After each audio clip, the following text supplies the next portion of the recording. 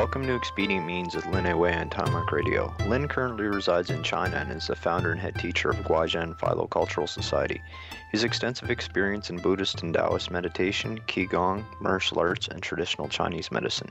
To learn more about Lin, please visit his website at www.guizhenhui.net. Tonight, Lin will be discussing the Eightfold Path. Welcome back, Lin. Hello, hello. So tonight we're going to talk about the Eightfold Path. Yes, and let's find out what that is exactly. Number That's one, a right? good place to start, right? Yeah. Eightfold paths. Getting a piece of paper, folding it in eight sections, and just Follow the imagine lines. walking along them. Yeah, follow the lines and color in. Kidding.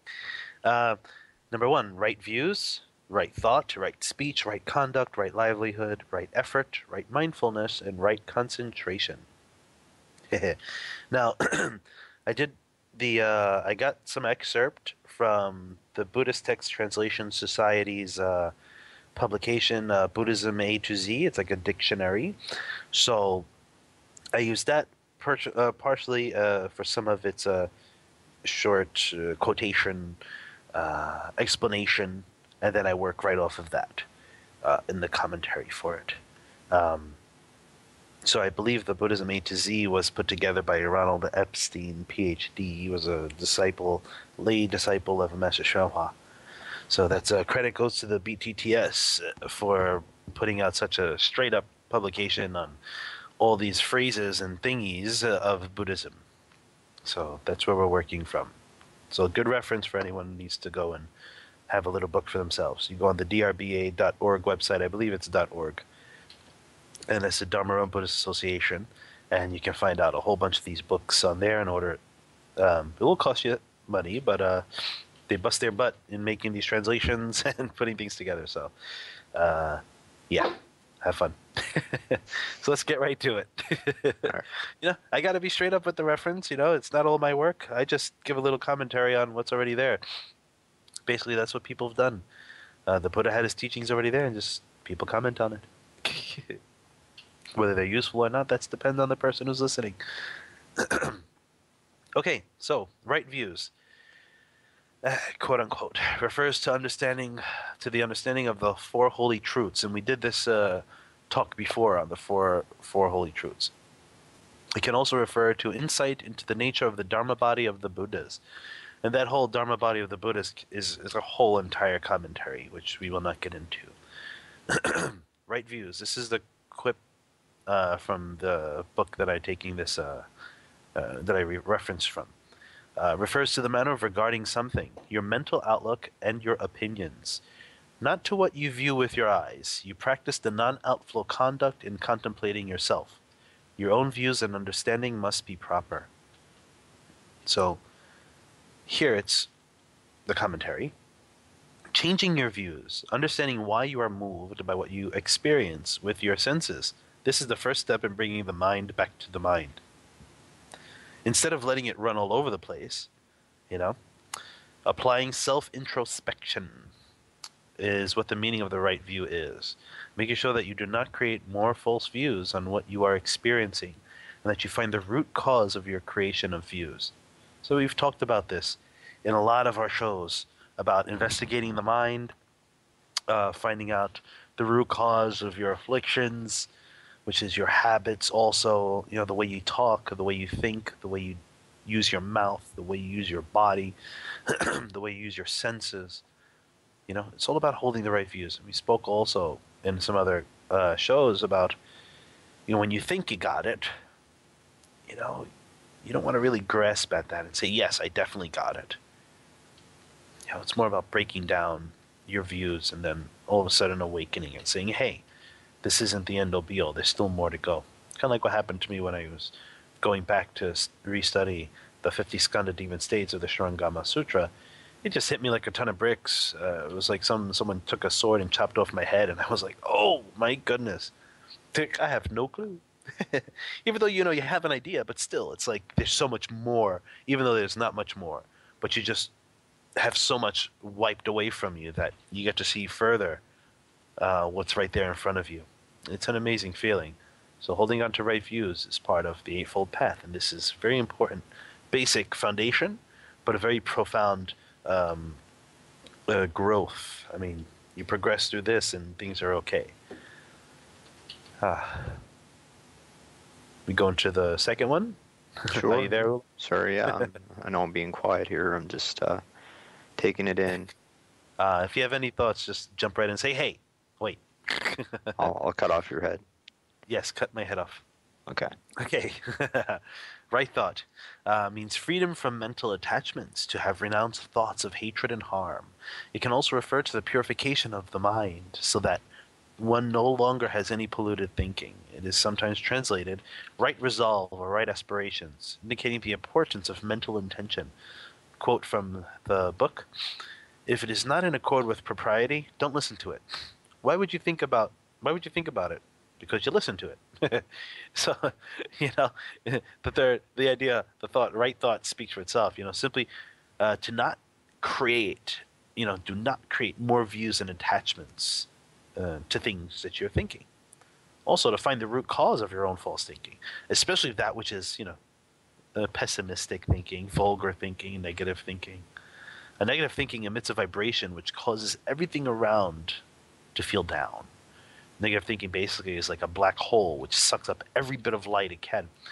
It is a very heavy, dense vibration.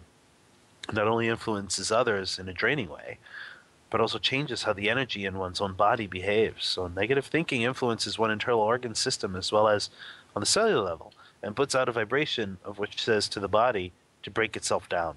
So if you're thinking, I suck all day long, oh, I'm so terrible, oh, I can't do anything, oh, blah, blah, blah, blah. You're maintaining that state and you're empowering that state. So you will eventually fulfill what you assume, what you're thinking. Sort of like you are what you eat, or you are what you think, right? Exactly. Basically, yeah. It's a kind of a pollution which causes sickness and myriad health problems, both emotionally and mentally, not to just mention physically. I mean, you have mental sickness, you have emotional sickness, you have physical sickness. I mean, these things are all together. People like to chop them up like, no offense, Western medicine, chop up the body, It's like a mechanic. Oh, this organ is screwy, let's just change the organ. Or let's throw in this type of liquid and see what happens. you know, Even though there's a systematized way of saying, well, I don't have to think myself too highly, but I don't have to think myself too down either. Here we can just maintain a state of contentment.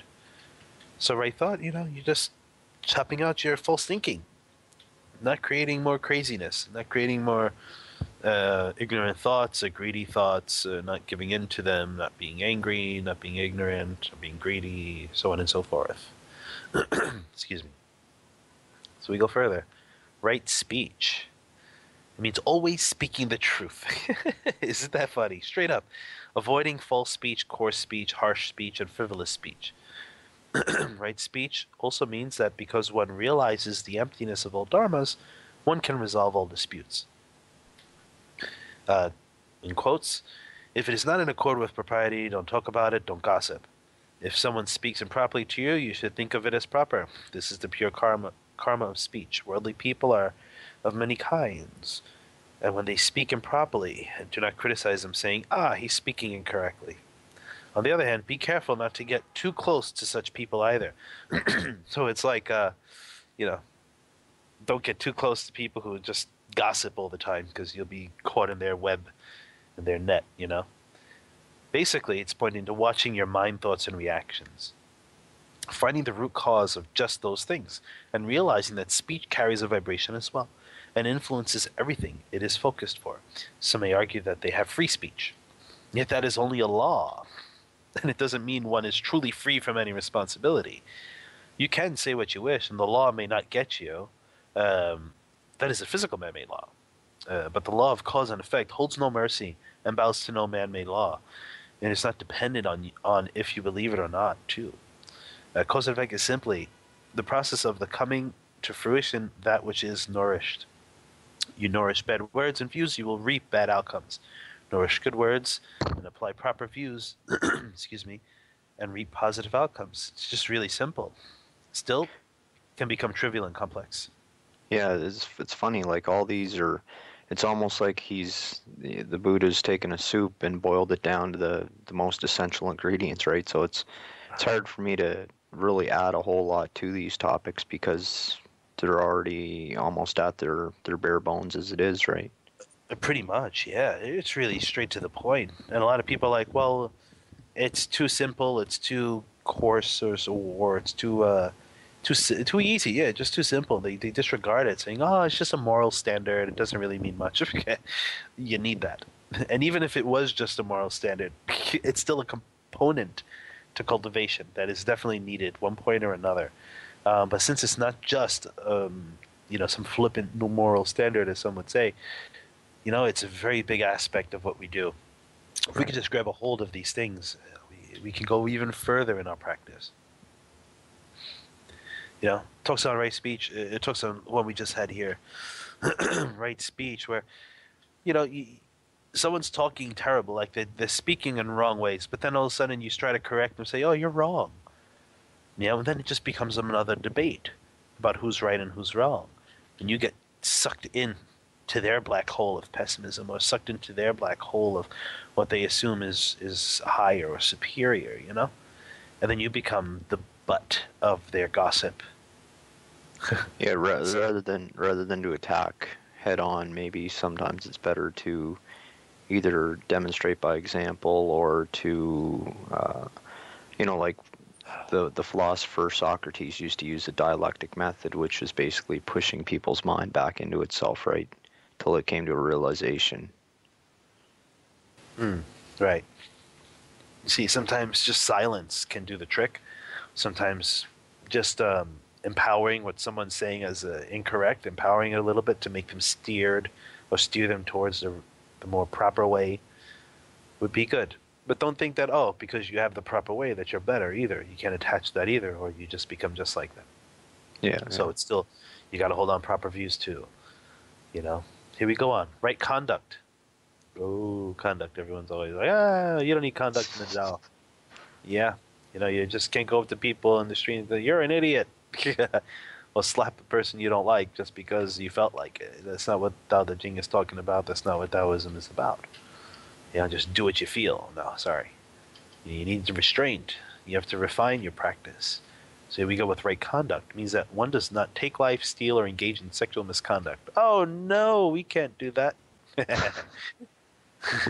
we don't need to. We can skip that one, right? Yeah, all right. I'm sure everyone will appreciate us not even talking about it, because if they don't know, then they can't say they did something wrong. Here, what is right action? Sitting in meditation without any false thinking, studying the Buddha Dharma, that is the most proper form of action. Say, well, I practice Taoism, so I'm not practicing the Buddha Dharma, therefore I'm not practicing right conduct, I'm not in proper action. That's so crazy. There goes more attachments. Actually, if people were less discriminative in their mind, they would realize that we're talking of the same thing here. We call it the Buddha Dharma, we call this the Dharma realm, and everything in it is part of the Dharma realm. That means inclusive of Taoist cultivation. But only on planet Earth do we call it Buddhism and Taoism. They don't call it that in other planets or in other realms or even the other heavens. They don't call it Taoism and Buddhism at all. We're the only ones that attach to such a name. Shh, don't tell anyone, but it's just called cultivation. Okay? These are different aspects given to people according to their capacity to understand. So if they have an attachment in understanding the word Buddhism, then that's what they're going to get. If they have it in Taoism, that's what they're going to get. There's a famous Chinese painting that shows a mountain, and it shows like dozens of different paths, but all the paths are all leading up the same mountain. There you go. It's perfect. That would be good. I mean, it's very basic too to say all paths lead to the same, to the same goal. Some go around, some cut right across, some go through. There's methods for all types of things. Which one are you ready for? Which one associates with your vibration? That's the one you're going to get. There's no better one. There's not one better one. It's just the one that is proper is the one that helps you attain wisdom. And while you're doing that, you need to refine your effort. And these are the ways to do it. It's really just plain and simple. Ah, Yeah, and some people, like to climb the mountain directly and go right for the summit, and other people like to walk around and smell the roses and look at the yeah, views, and yeah. you know, It's so okay. Eventually, So let's go further. The quote says, "Proper action refers to pure bodily karma. Use non-outflow wisdom to discard improper bodily karma, specifically sexual desire." I believe this is Master Xuanhua making a speech here. He says, "I can't make it clear.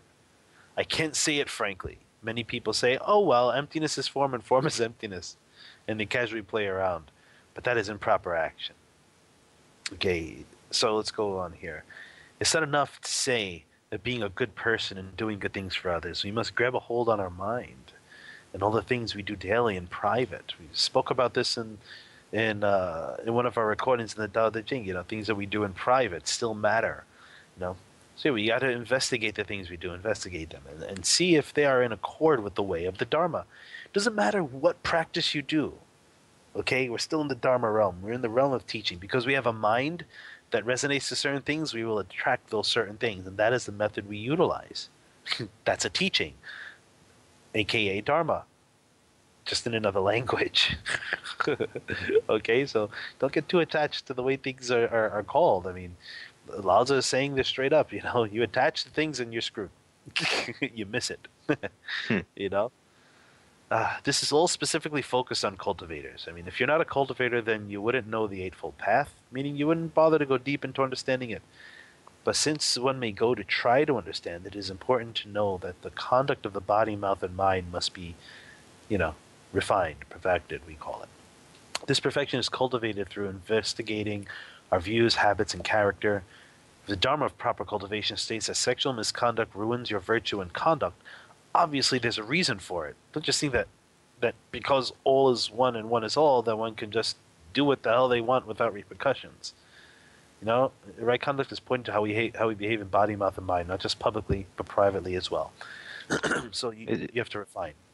as far as like sexual misconduct too, what What constitutes what you see sexual a lot of misconduct? times with people that, well, the thing about it is, the people that tend to feed that desire, it's almost like they become, they dig the hole deeper and deeper. It's like, they might start off looking at internet porn, and then basically simple normal sexual stuff isn't enough to excite them anymore. Then they go down deviant, you just kind of dig the hole deeper and deeper, and then maybe it's prostitutes, and it just Yep. seems like the more you feed it, the more it's like throwing more fuel into a fire, right?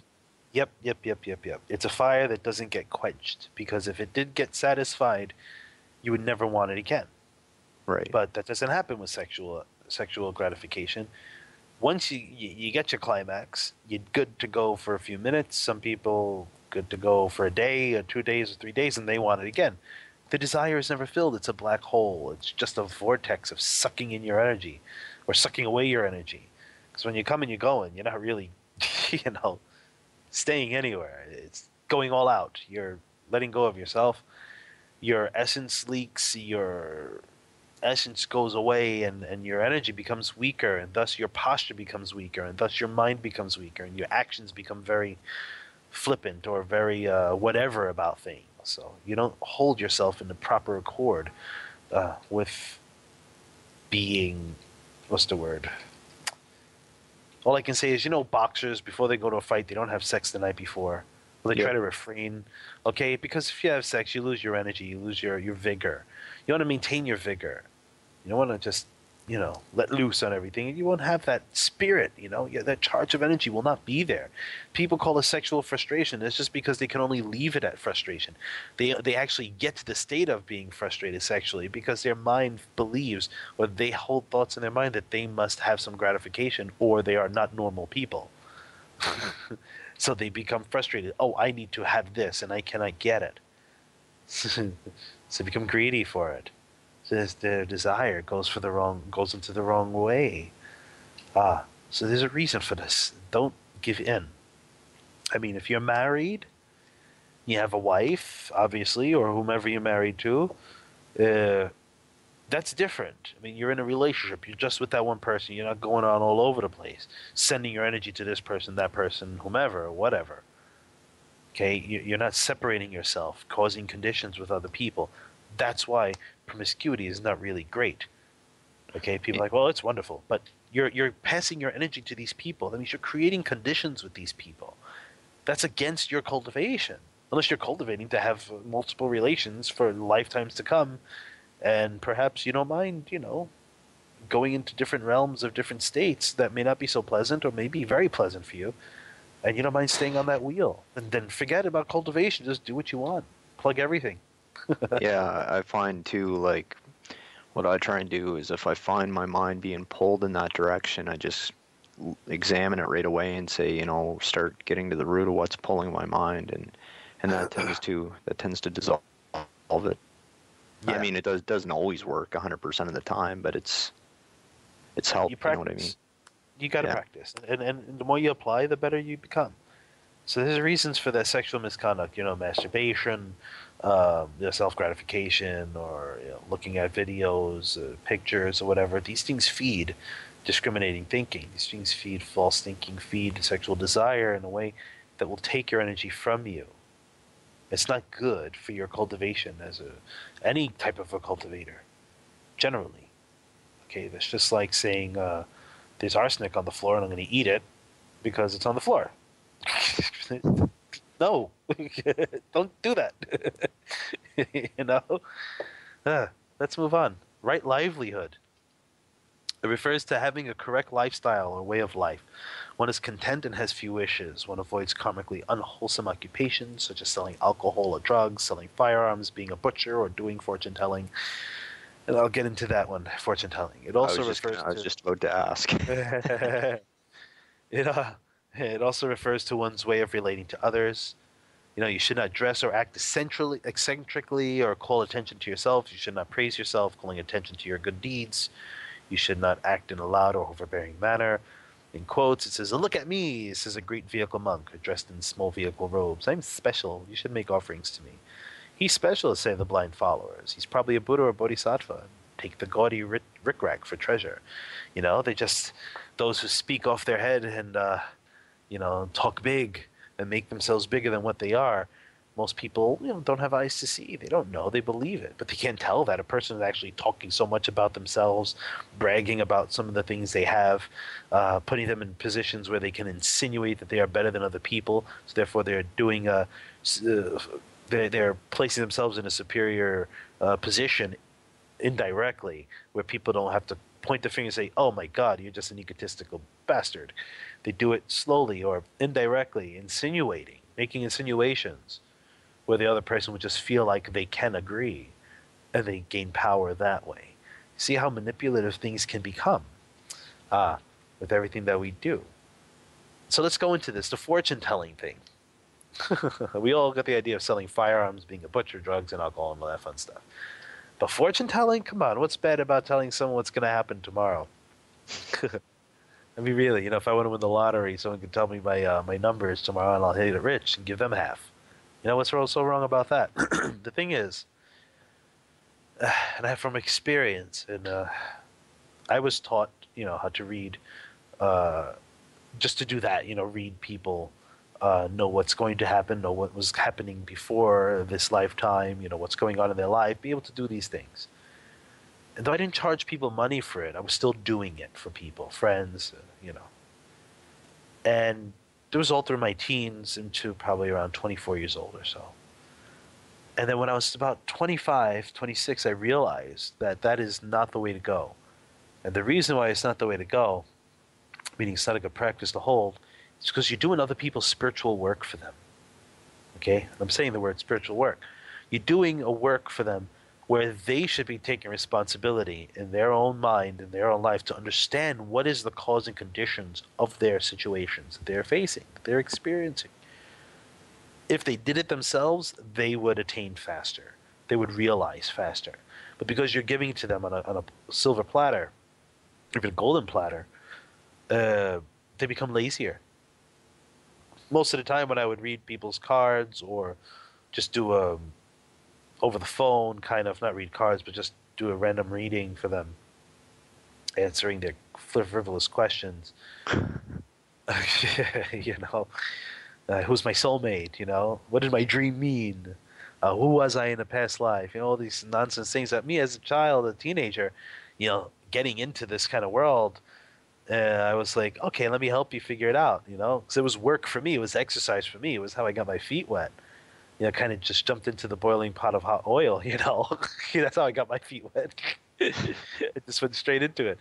So I was giving people what they wanted, but I wasn't realizing what was happening.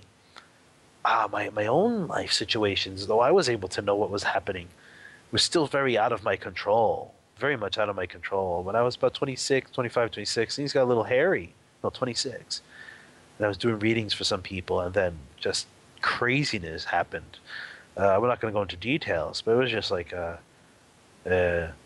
traveling had problems, and all of a sudden my personal life had problems. All of a sudden my cultivation had not problems, just was getting a little hectic. You know, I had visitors from up the wazoo trying to screw around with me, which was just a headache and a half. I changed it around anyway with the Alphans 4 lessons, if anyone wants to reference that. Anywho, you don't want to do fortune telling for a life job, because that's not really beneficial for other people, no matter how much they think they like it. Even if you're not getting paid for it, try to save yourself for someone who you find who really, really, really can use the help. Yeah, so I mean, I would say there's probably some cases where people could benefit from it, but like you said, in most cases, it's just novelty or frivolity for Yes. most people, right? Yes. When am I going to make $1 million? You know, when am I going to am I going to get a better job? I mean, of course you can get a better job. Just get the education and go apply for better jobs. Yeah. You know, it came down to someone asking about where am I going to be in 2 years? I look at that, I was like, where the hell are you now? It's like, what do you mean? I said, oh my God, I'm not going to read your cards for this. Or I'm not going to go and tell you, just not even read cards. I mean, I learned to read the cards, but how I learned through my sister was that the cards just don't dictate to you. You have to go through your intuition. You really have to go through use your mind. You really have to go into it. What if the cards aren't there anymore? You can't depend on those things. So you got to depend on you. Depend on non-discriminative mind. That's how I learned, right? So like, people ask me all these jobs in 2 years. I say, look, if you really want another job, just get another damn job. I mean, really? Yeah. A lot of times the people that ask questions, and I'm as guilty of this myself as anybody, you know, you'll ask questions, and you already know the answer to the questions before you ask it. You just, you know. Yeah. Sorry. I mean, I went to card readers in my teens. I mean, my sister was not just card reader, but she does without the cards too. I mean, she taught me how to do it without the cards too. That was just a base, a little foundational thing. Small step, stage one, you know, is card reading. Then you go further, and you go further and further. Not only just reading faces and palms. I mean, you go into the mind. But I also went to card readers to find out, you know, what they had. I was curious. I never let them know what I can do. I just went there. Oh, okay, yeah. I want to know such and such situation. They'll give me this fluffy ass story. I'm like, oh, that's beautiful. Okay, great. You know, nonsense. I don't tell them. I was like, okay, thank you. And I walk away like, oh my God, $30 wasted. I should have freaking bought some breakfast. I'd say 90% of the people out there that do it, you know, are frauds anyhow. I mean, I think there are some legit people that have some ability. There are some legit people, yes. And I say to them, don't waste your energy, don't waste your life. Give it to people who truly, truly can benefit. I mean, life or death, health-wise, sanity-wise. Give it to those kind of people who need it. Yeah. You know, I mean, that's it. I mean, there were stories of Arhats who would turn people away, because Arhats have special powers. Special powers, you know, they can tell you what the deal is. They could see 84,000 lifetimes. So it's like one woman goes to an Arhat, says, I'm really in need of such and such help, whatever. I forgot the full details of the story. Whatever the case is, the Arhat actually decided to help her. Went into Samadhi and helped her figure out what was going on with her situation. There's other stories of the Earth Store Bodhisattva, you know, going to the Buddha, going to a statue of a Buddha, going to a Buddha and bowing, and, you know, bowing to help find what's going on with her mother. At one time, the Earth Store Bodhisattva was born into a woman's body. you know, and the whole long story to it. The fact is that she gave all of her wealth and bowed until she couldn't stand anymore, couldn't hold her body up with her arms anymore, just in pain and pain and pain, and still trying to go for it. That dedication allowed her to be brought to the hell realms by power of her own virtue and merit. And she met up with a bodhisattva called Five Poisons, I believe. And I could be wrong on the name, but something around that idea. And he asks her, hey, how did you get here? I mean, are you here for retribution? I don't think so.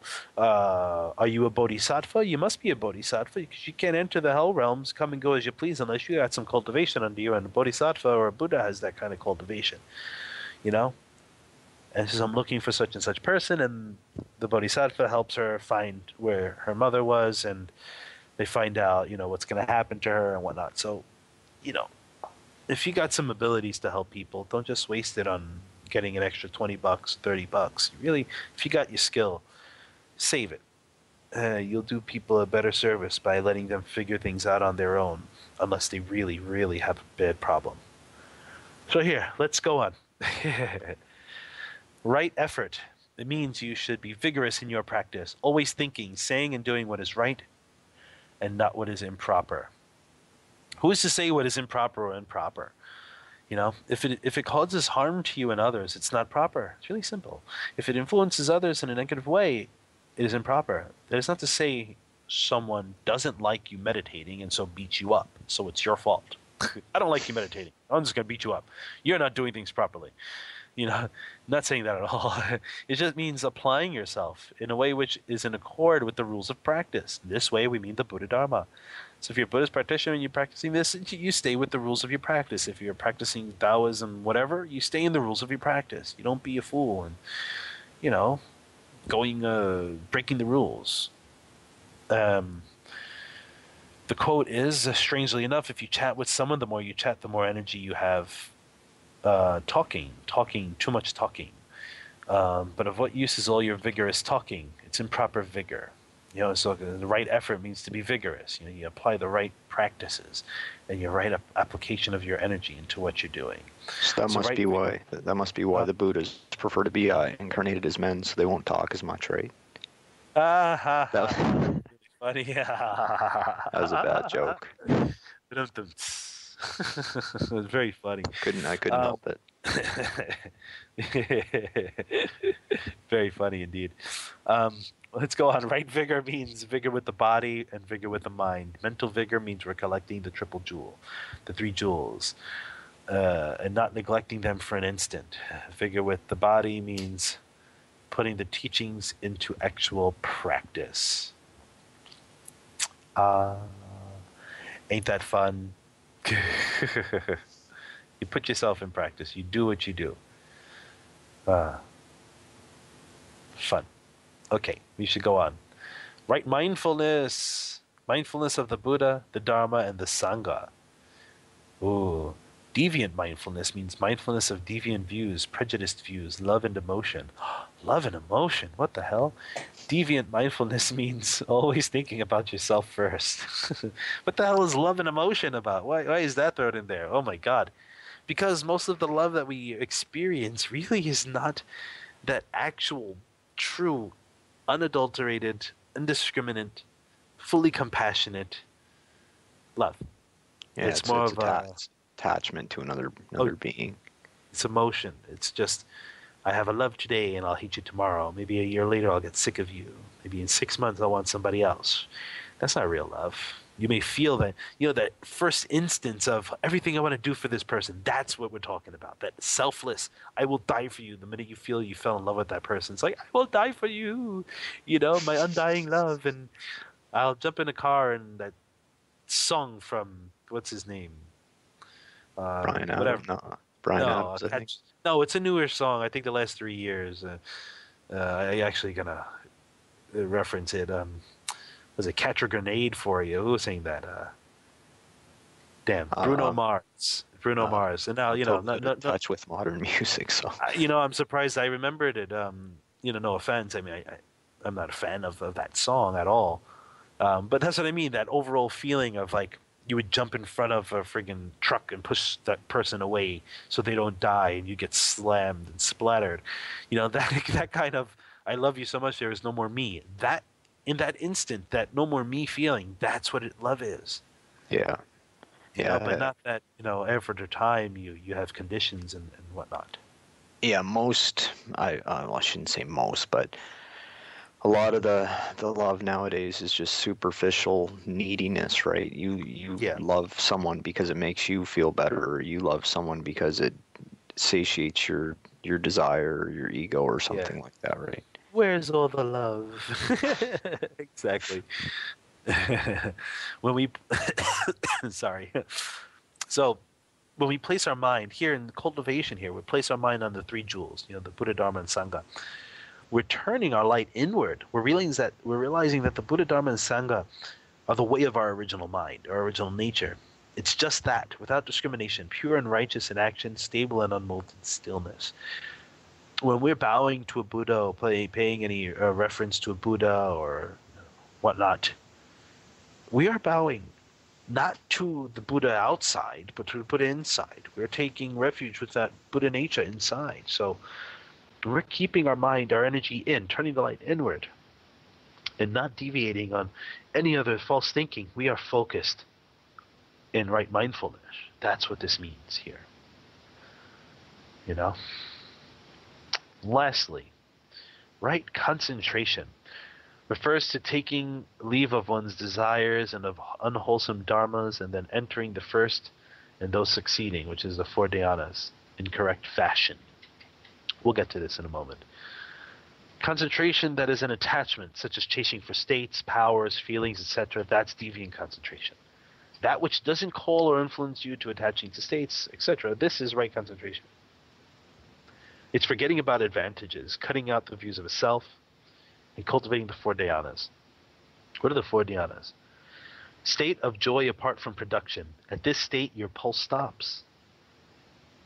State of joy from achieving samadhi. At this point, the breath stops and the inner breath comes to life.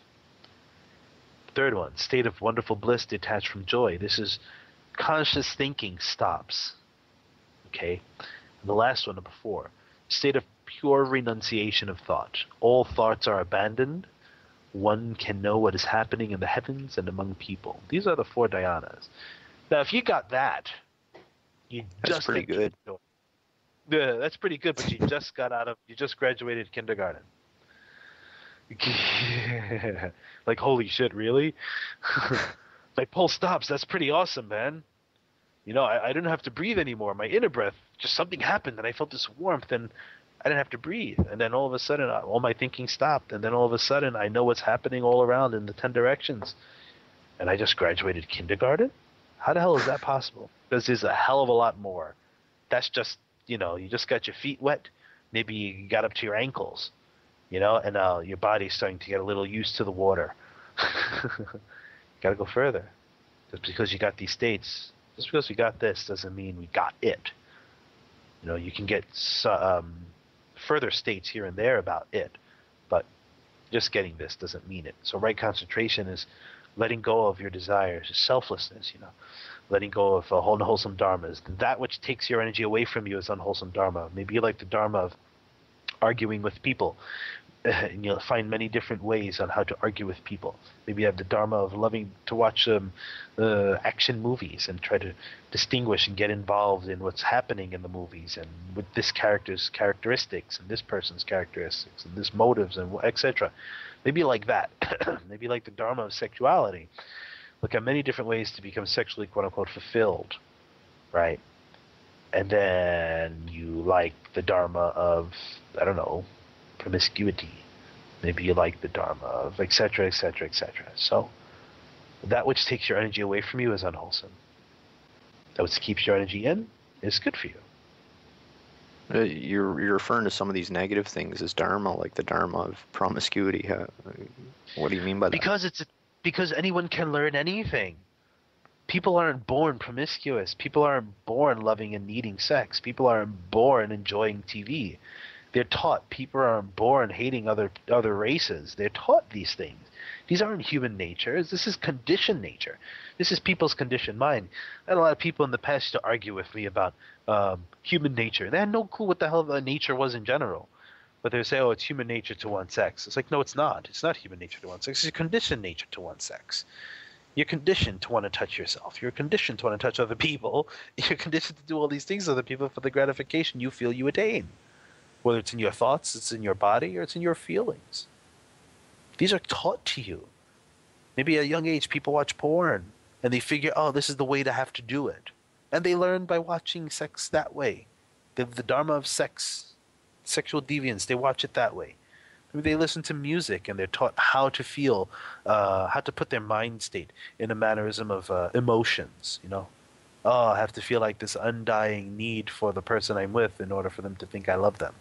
So they start singing boy band love songs, you know, or acting like these songs. I mean, man, I was born in 1980, and I grew up throughout all these boy bands and hip hop and rap and all that stuff. It goes on before me, of course, before 1980. But I mean, I was born right in there. You had New Kids on the Block and all this stuff, and all this, baby, I love you, I need you, I'm gonna die, jump off a roof if I don't see you. You know, this kind of talk. And people around me were brought up like, if they don't see the person that their girlfriend or boyfriend, their whole world is over. It's like, oh, why didn't you call me yesterday? The hell, I saw you in the morning. I have to call you in the evening. You know, it's like, really, because people became attached. They think that's the way it is. That's how music controls people's emotions, controls people's thoughts. If you want to control a society, and I'm not giving any hints here to the governments because they're already doing it. If you want to control a society, you control the music. And there was a song in the 80s, Video Killed the Radio Star. Hell yeah, it did. Because you had no clue what these people looked like unless you went to their concert. You had no clue what kind of facial expressions they had unless you went to see them in person. But once you had the video, you started throwing a whole bunch of other things in there, a whole bunch of other aspects, which screwed around with people's mentality. Well, when you put a lot of these thoughts or these concepts in music too and get it jammed in people's heads, and it's almost like a mantra that gets repeated in their subconscious, right? Oh, it is a mantra. Yes, indeed. It was a mantra. It is a mantra. You know, any of the songs, choose any of the songs, and I can't think of any right now because I don't think of much. But any song, it's repeating itself over and over again. I mean, I could think of the recent one, to me, the most recent one. The Call Me Maybe song. It's like four friggin' lines, 4 or 5 lines, maybe 8 lines, 2 stanzas, and then you just repeat the whole entire thing over again. So it's telling little girls to be promiscuous or to like whoever they like and give a phone number to whomever they want, and maybe they'll call them. They should sit there by the phone and be all cute about it. I mean, what the hell is that? Or You know, that you don't one, give a I kissed a girl and I liked it, like promoting lesbianism. Yeah, you know, I mean, okay, what, lesbians and the gay community, whatever, you know, want to promote their lifestyle, be well and do all that you wish. But I mean, if you have to be there to push it out on people, then something's wrong with that. The pushing out. Something's wrong with the pushing out of it. I mean, be your own way and be that way in society, and that's your own deal. If people are interested in it, they're going to be investigating it anyway. You know, the same goes to even for heterosexual relationships, even for any type of lifestyle behavior. It's pushed out so much on people that it makes them almost in a frenzy to be that way. You have kids acting like singers. They dress like singers in the friggin' video. You know, they want to be like them. They don't even know what these people. Maybe these people are assholes. Maybe these people are decent people. They don't know, but they try to be like them. And the best way to control a society and dumb down population is not through schools and education. No way, that's hard. It's right through music, because everyone loves a good sound, and everyone will think whatever's popular sounds good. So you'll make people popular, and you'll screw around with people's minds right there. Yeah, it's pretty scary. Am I coming through okay? You broke up a little bit, but so far it's okay. Okay. I got it. We're done with this commentary, basically. A Full Path is done right there. So, yeah. All right. Well, I'll read the the closing here. Get to your closing, buddy. Take a deep breath. Again, I want to thank everybody for listening to Linaway and Time on Radio, and please be sure to join us next week as we continue our commentary on the Tao Te Ching. Oh, yeah. And to quote the final chapter of the Tao Te Ching, the sage does not accumulate. The more he assists others, the more he possesses. The more he gives to others, the more he gains. Those are my cookies. I I had to, sorry. It's all right. It's all right. Who told you can eat my cookies? Get down. Put that cookie down now. I didn't hear Dan clicking yet. Yeah, don't edit that. There he is. There he is. Click, click.